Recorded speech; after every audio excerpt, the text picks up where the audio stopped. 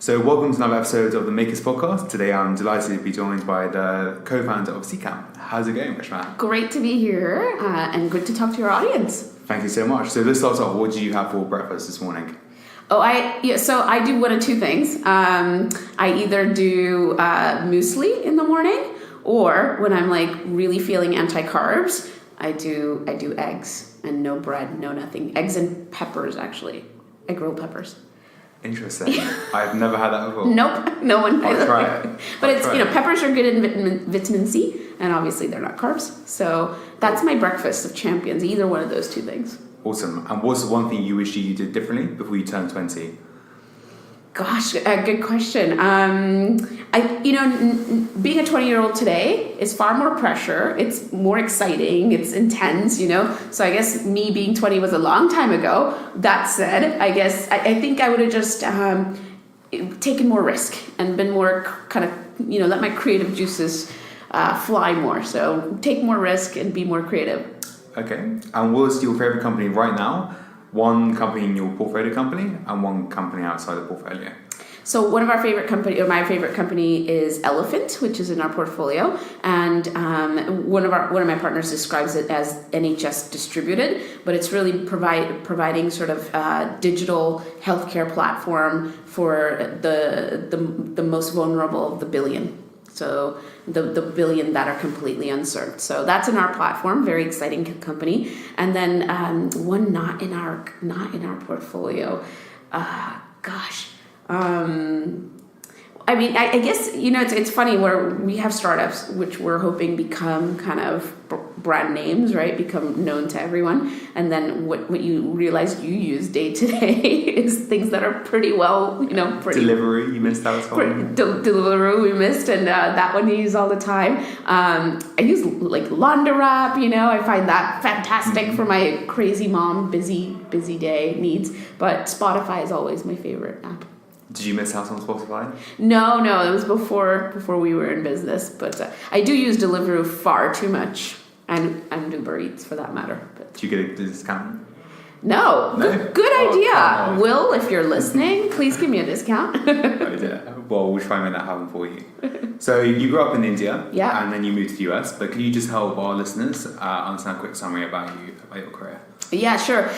So definitely like soul, kind of have an Indian soul, but grew up very professionally in the US. And then I did an undergrad, crucially in combining two degrees with engineering and business. And that really laid the foundation for everything kind of 20 years later. I went into investment banking, which combined mergers and acquisitions on the business side, but fundamentally doing it for technology businesses, and learned a lot about digging into businesses, from bottom up, basically. Then I went into venture capital, did great work, worked with some brilliant people who I'm still quite close with, and who've gone on to do great things, but realized, I was early in my career to do venture capital, and I needed more proper sort of operational experience. So, but the .com bust happened as well at the same time, the first .com bust, and so I moved to Europe to get my MBA at INSEAD.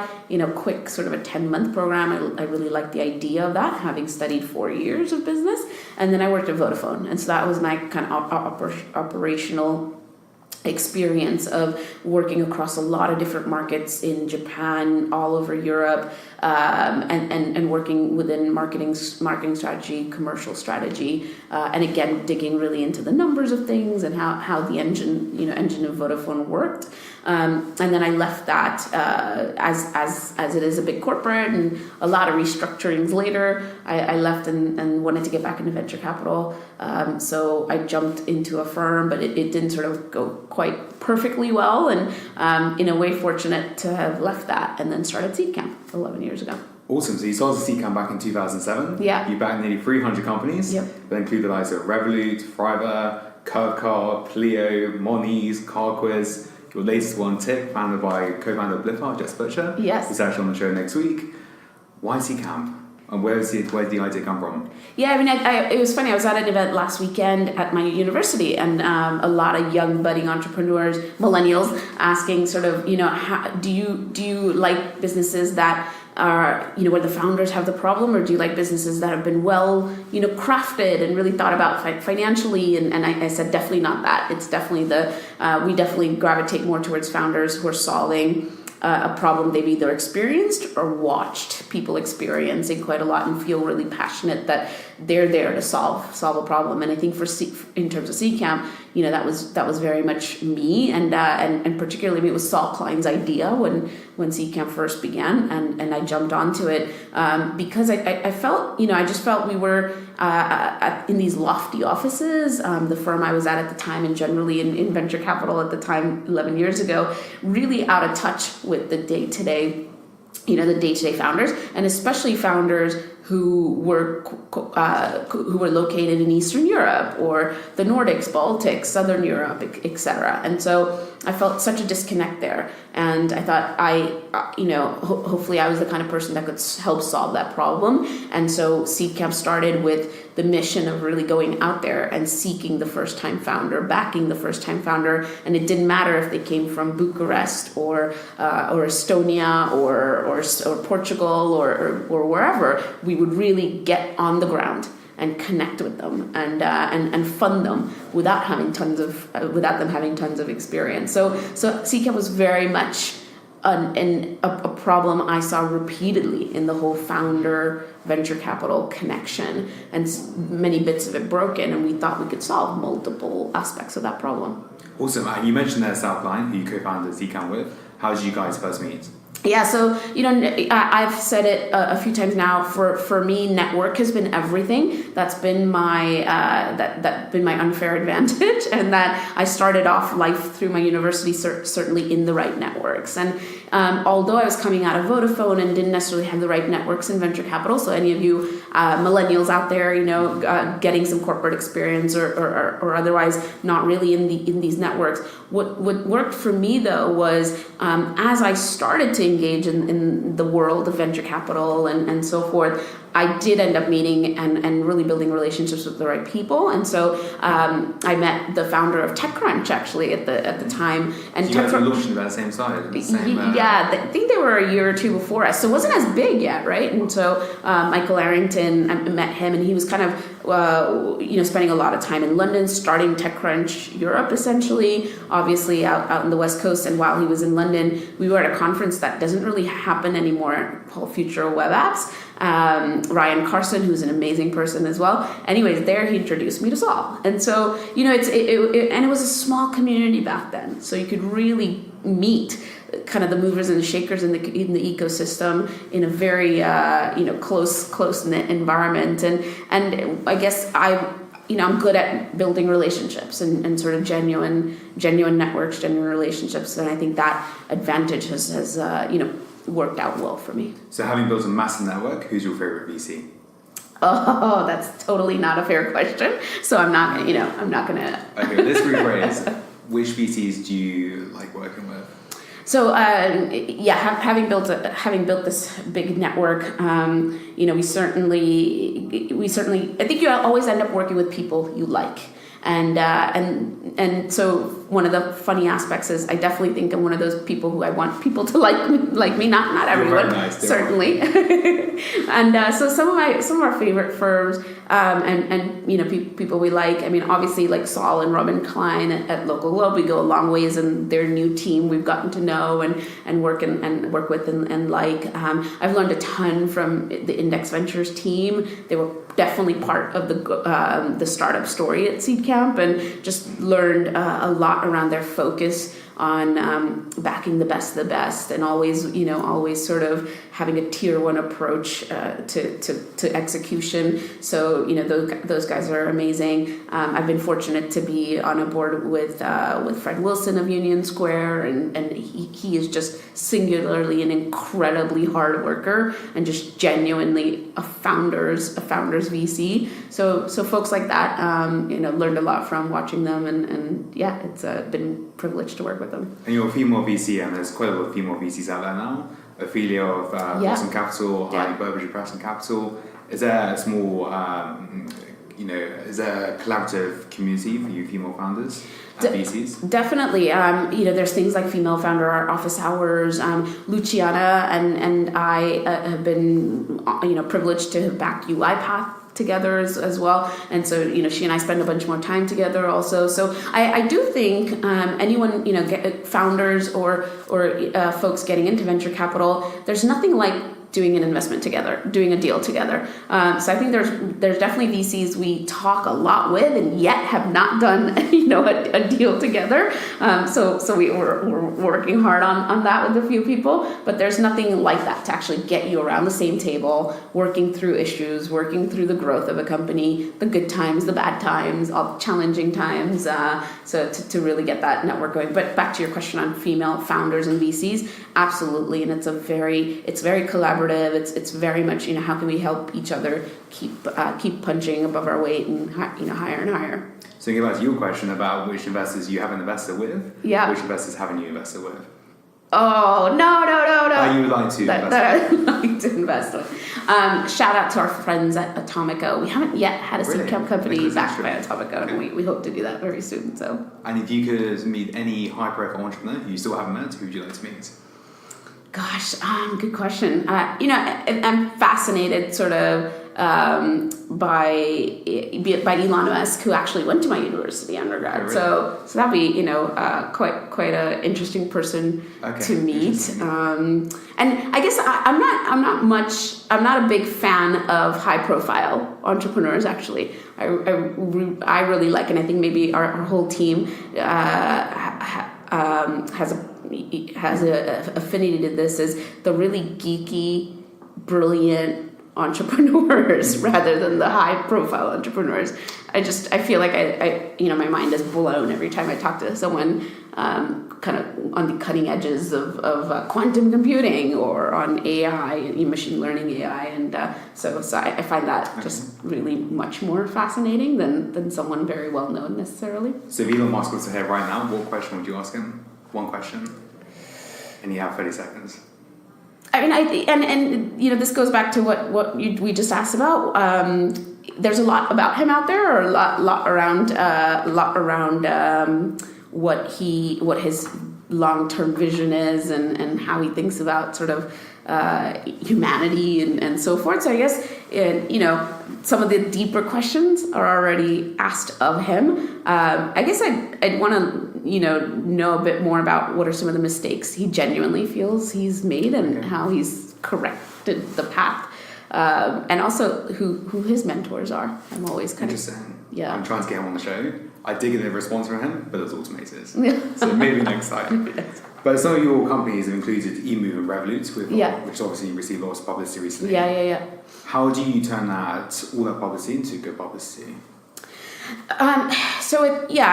eMove's no longer with us, right? And that's challenging, of course. And then Revolut's been on an incredible journey. Lots of very passionate users, and of course some challenging PR out there as well. Look, I mean, I think I feel very strongly. You learn. You learn from these experiences. And as I said with sort of Elon Musk, it's like, what are the genuine mistakes you made, and how do you fix those, and how do you move forward? And so I think there's a lot of learning in some of the issues that have been surfaced, and so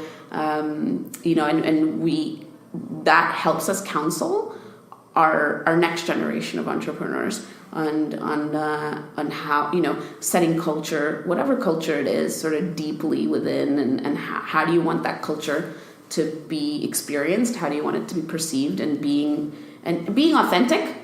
But you're gonna grow and scale, and when you're 1,000 people, it's not gonna be the same culture as when you're 20 people, and what does that mean for setting a long-term culture, and that has huge implications on that. So when the co-founders Nikolai and Vlad came and pitched you, what made you back them? Good question, because I think their deck is even up online, and it's not that pretty, right? And so it wasn't a pretty deck, because that's what a lot of, I think, entrepreneurs tend to focus on is putting together a really nice looking pitch as such. I think what we found fascinating about them, and this shows in some of the culture, which is hard charging, right? And then and in some of it they're totally not apologetic about it, and I think that's fair to some extent. Is they're driven. They were incredibly driven, and you could tell sort of that the tenacity, persistence, serve them well going forward, and certainly it's been a very fast growing business with its teething problems, but certainly a fast growing business. Will Revolut ever IPO? Good question. I hope so. I'm a big public markets proponent. I just went on Twitter the other day talking about it. I think the level of liquidity it brings, governance it brings, and just to sort of and then getting the larger public involved as stakeholders in your company are strong reasons to go public at the right time. But all up to the largest shareholders to decide when that is, but I'm a big proponent of public markets. Interesting. So you've invested in pretty much every single fintech, but not Monzo. Right. Did you miss out on Monzo? I mean, maybe you never know. I think time will tell. I think time will tell on any one of our companies, right? I think we all have companies that are sub 10 million users, and so I don't think that's at all interesting until certainly you pass the 10 million user barrier, 10 million user milestone, and then beyond that, sort of 50, 100 million users. That starts to be something. But when you have a population of 7 billion out there, I think the sizes of any of our companies are just not that interesting yet. And you missed out on Deliverro and Citymapper? Yeah, those for sure. Do you wake up every morning crying on it? Yeah. I definitely wake up every morning crying, especially I think Deliverro, because these random cities I go to, I see one of the scooters, I see one of those drivers, and I just want to push them off. Can't do that. So can't do that. No violence. So yeah, definitely that one I cry a lot about, and of course keep using it. And Citymapper, the new cards? Yeah, I haven't got one yet, but that's such a great extension into such an interesting business model. So yeah, smart. Awesome. And when companies come and pitch you, what's the one thing you want to see in a 3-minute pitch? So 3 minutes, right? I think definitely 1 minute on the founders, the team, and I think not just the team today, because when we see them, it's unformed really, but much more kind of evolution of what that team and the key skills required in the next couple of key milestone moments for them as they grow. So definitely around the team, really around a vision. Because again, I think probably when we meet them, they're probably targeting a niche or some specific target market, which is going to grow, and to really understand what that growth means and how either behaviors will be fundamentally changed or the markets will be fundamentally changed. And because I think if you think about every sort of new big business out there in the last 20 years or so, there's just been a crucial kind of change in how we all use our products, move ourselves, so on and so forth. So kind of market sizing is the crude way of putting it, but it is more about what is a huge behavioral infrastructure kind of market change that's envisioned. And I think third is just execution. The actual delivery, the engineering of that product, the delivery of that product, how that gets into the customer's hands, who pays for it, how much do they pay for it. So execution, so vision, execution, and the team all behind doing that. So that's in 3 minutes. Awesome. And you've been in this game nearly 12 years now, but I'm sure you've had many screw-ups along the way. What's maybe 2 screw-ups you wish never happened? You mean companies or companies just... or Seedcamp? Yeah.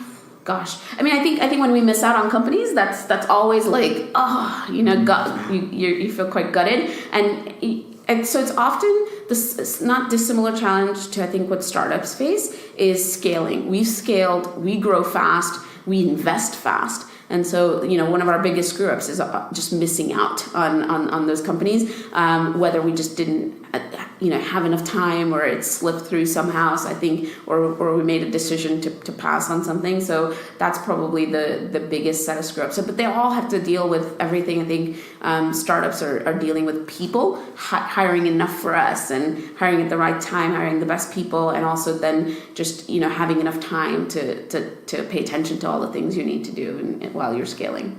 Awesome. And going back to the question earlier about your favorite companies, will any of them sell this year? Will we see any sales on the horizon?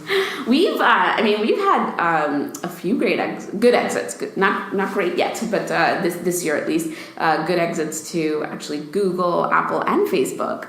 But they were small, so maybe there'll be bigger ones. But no, of course I could never talk about that, could I? On the air? Yeah. Well, that's for next time. And what do you think of Asian markets? Because we see a lot of entrepreneurs now maybe not going to America, maybe going to Asia instead. Yeah, I mean, I think to the founders, entrepreneurs out there who look at Asia, the Asian market, I think you're ahead of the curve and absolutely on the right track. You take UiPath, which is one of our huge success stories of the last 3-4 years. We only invested in them, I guess, 4 years at this point. But one of their first offices was Japan. So, instead of trying to slowly go after the European market, they really pushed hard on the Japanese and a bit into the US market. But Japan's just really grown very strongly from the beginning. And it has a lot to do with those market dynamics of an aging population, needs more automation. There's not a lot of convincing there to be done to get those customers on board. So I think, absolutely the Asian market is the future. The African market is the future. If you look at where are the places where there are more of the working age population, that's Asia and Africa, particularly Africa. So will Seedcamp ever launch an office in Africa? So we've taken a centralized approach to how we invest, very much kind of around a London base. That said, we've invested in a couple companies in South Africa, which is really not Pan-Africa enough. But Elephant Healthcare is really looking at the African market. Buffalo Grid, which is another one of our companies as well. So yes, not maybe through an office necessarily, but we think London is a brilliant base from which to invest. As internationally as you can possibly imagine, but you need to understand local markets. So I mean, we're conscious of that. We absolutely are not here saying we sit here in London and can understand the needs of consumers in Kenya or Nigeria or sub-Saharan Africa. We've invested in B2B businesses, which are more similar across international boundaries. But yeah, we'd have to do something different to really get into the consumer investment space in Africa or Asia, for that matter. So talking about investing, I guess, in new economies, is it harder to find really good companies to invest in, or harder to find the money? Probably harder to find the money.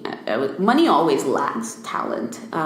So and partly it's because if you look at I was just talking to someone who invests in Pan-African startups yesterday. If you look at the talent in India, in China, in Africa, a lot of it's been educated West, and they're going back instead of a generation or two ago when people would say, well, I'm settling now in California or New York or London for that matter. That incredible talent is saying, great, I have a huge foundation of knowledge networks as well, and I'm taking those back to a very promising young audience in Pan-Africa, in India, in Southeast Asia in general. So do you think the UK is still the right place to launch a business? Yes, absolutely. But look, I'm not one of those rah-rah Londoners, and I'm not blind. Like, I do think Brexit is a horrible mess, and we can potentially get it very, very wrong. So I don't think it's a given that it will continue to be. And I'm personally a big supporter of Best for Britain and a movement around a second referendum, and certainly not pushing on Brexit. Okay, so I didn't really want to go into politics, but one question: if you were Prime Minister tomorrow, what's the one thing you would do differently? I would certainly I would do a second referendum. Okay. And I would monitor that it's not illegally run, right? And kind of now that we know so much more about how some of these things were funded and so forth, I would have more oversight over that. But I would absolutely put it all back to the people. And Article 50 should never have been put into place when we hadn't solved such huge issues. Around people movement, around Ireland, and all of that. I mean, it's It's a mess. Jeremy Corbyn is Prime Minister. I'm not going to get into that. I'm just not getting into that. Not yet. Time will tell. What's the BHAG for Seedcamp? We are very focused on pre-Series A, so that continues to be the BHAG for us is like to continue to be market share winners in pre-Series A companies, especially in the European footprint, if not more. So the pressure is always there to expand and break discipline, break our rules. But we really enjoy as this team, as this brand, we really enjoy pre-Series A. So that's we want to be in pre-seed and seed. Awesome. My final two questions: why should entrepreneurs come and pitch to you? So we really believe in network effects. We've talked a lot about that so far. We double and triple down on that. We have over 600 founders, 300 companies that all really give and take from this network. And so I think that's if that's valuable as an element of value add for the founders in your audience who are starting up companies in tech, in building very ambitious businesses, then we're a perfect partner where you can really leverage that huge amount of pretty amazing network. And if you could give one piece of advice for an entrepreneur, what would it be?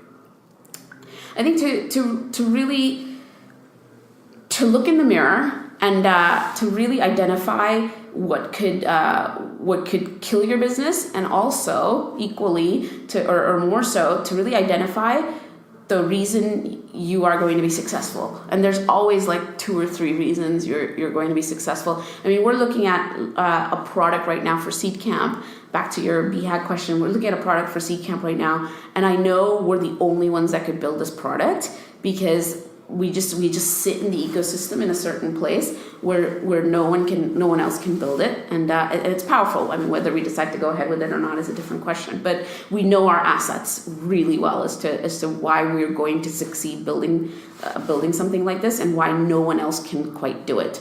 And so for any entrepreneur out there, look in the mirror and answer those 2 questions. Like, why is the fundamental reasons you're going to succeed? And it's got to be something pretty compelling. The technology, your ability to design, your ability to execute, something around that. And then also, what's the big fears you have that will mean you don't succeed? And whichever way it goes, you'll know the answer. You'll have known the answer always.